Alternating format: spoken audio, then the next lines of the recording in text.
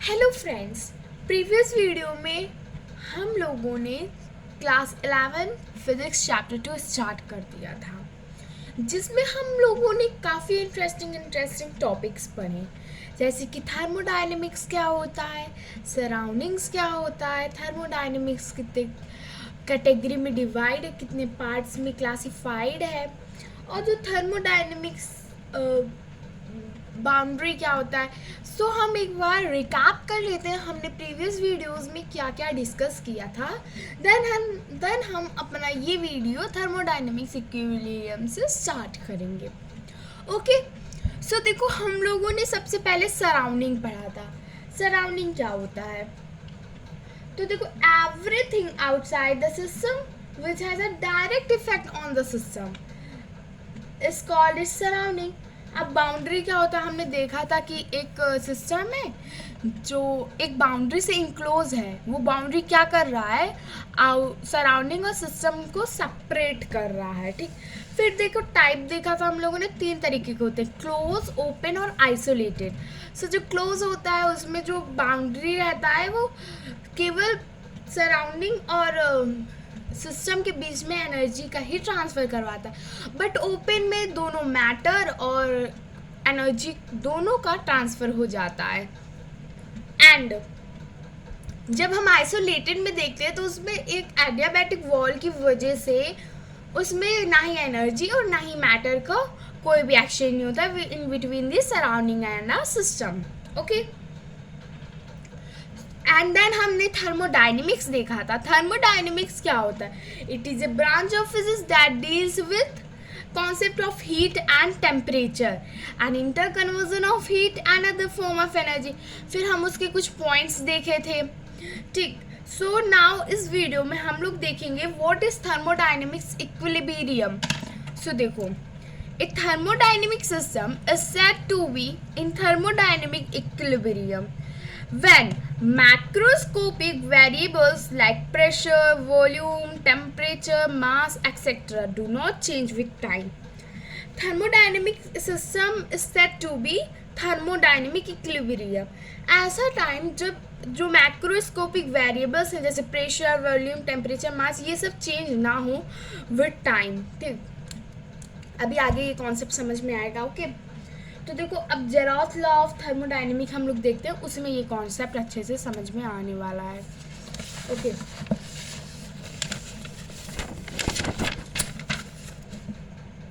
So let start zeroth law of thermodynamics. Zeroth law कौन सा law होता है? सो अब हम पढ़ेंगे what is zeroth law of thermodynamics. So देखो, मान लो ये कोई सिस्टम है, just suppose that this is a some system, ये कोई सिस्टम है।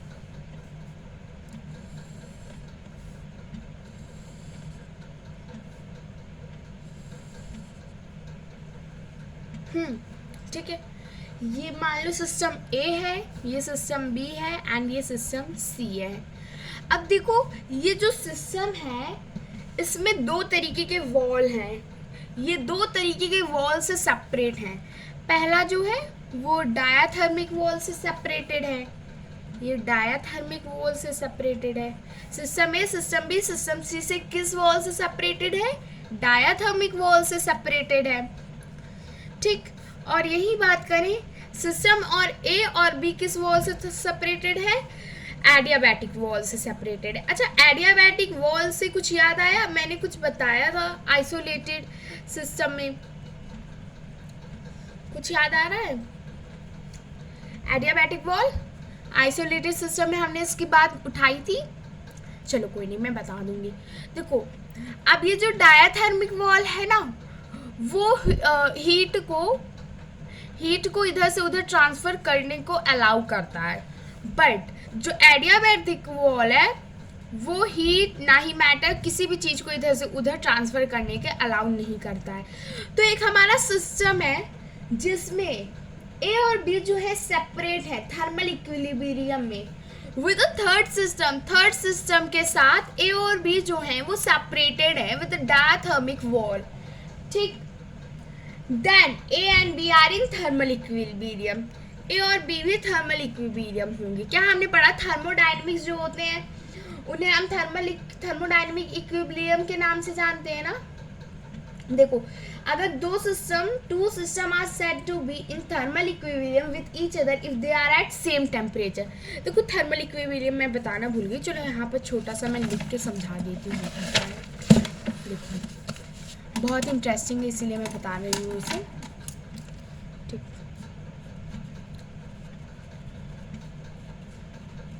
इम्पॉर्टेंट भी है।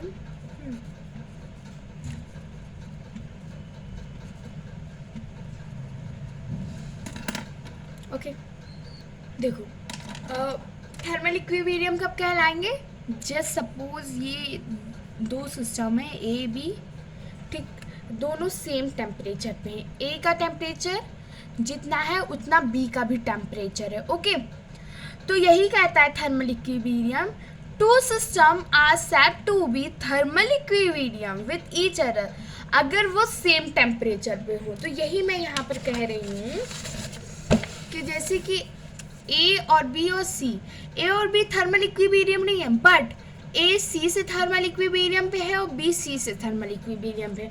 अच्छा बताओ, सी का जो टेम्परेचर होगा, अगर ए थर्मल इक्विलिब्रियम है सी से, ए से सी, तो ए का भी वही टेम्परेचर होगा। और जो सी का टेम्परेचर वो ए का है और सी जो है बी का है। जैसे हम लोग ने लगाते थे ना, अभी मैं रफ कर दूंगी। अगर जो है टेम्परेचर ए जो है वो टेम्परेचर सी के इक्वल है, इसे हम इक्वेशन 1 ले लेते हैं, ठीक। और जो टेम्परेचर बी है वो टेम्परेचर सी के इक्वल है ना। टेम्परेचर बी जो है वो टेम्परेचर सी के इक्वल है, इसे हम सेकेंड ले लेते हैं। हम from equation first and second हम क्या पाए, फर्स्ट एंड सेकेंड से हमको क्या मिला, यही ना कि जो आर एच एस है वो इक्वल है, सेम है, आर एच एस सेम है, तो मतलब T A equal to T B हो जाएगा।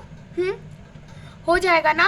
तो यही कहा गया है कि जेरोथ लॉ यही एक्सप्लेन करता है कि अगर कोई दो सिस्टम तीसरे सिस्टम के साथ सेपरेटेड है और ए और बी, तब देखो अगर कोई दो सिस्टम तीसरे सिस्टम के साथ सेपरेट है तो वो जो ए और बी सिस्टम है वो थर्मल इक्विलिब्रियम कहलाएगा, ठीक। इतनी बात जेरोथ लॉज में लिखी है, तो मैं यहाँ इसकी अच्छी सी डेफिनेशन लिख के आपको दे देती हूँ। डेफिनेशन है, if two system A and B are separately in thermal equilibrium with third system C, then A and B are in thermal equilibrium with each other. Okay, तो मैं लिखती हूँ. So your definition is here: if two system A and B are separately in thermal equilibrium with a third system C, then A and B are in thermal equilibrium with each other. ठीक, अब हम आ जाते हैं according to Zeroth law temperature according to Zeroth law.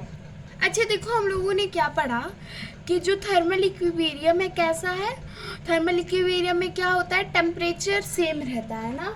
तो zeroth law के according हम लोग देखें तो टेम्परेचर एक फिजिकल क्वांटिटी है जिसकी सेम वैल्यू है सभी सिस्टम के लिए, अगर वो थर्मल इक्विलिब्रियम है, ठीक। अगर कोई दो से तीन सिस्टम थर्मल इक्विलिब्रियम में है तो उनका जो टेम्परेचर है वो सेम रहेगा। जेरोथ लॉ के अकॉर्डिंग टेम्परेचर यही है, ठीक। ओके, टेम्परेचर का भी डेफिनेशन हो गया। Temperature is a physical quantity which has a same value for all system which are in thermal equilibrium with each other, ठीक। तो ये जेरोथ लॉ का कॉन्सेप्ट पूरा क्लियर हो जाना चाहिए अकॉर्डिंग टू मी। स्क्रीनशॉट लेना है सो ले सकते हो आप लोग।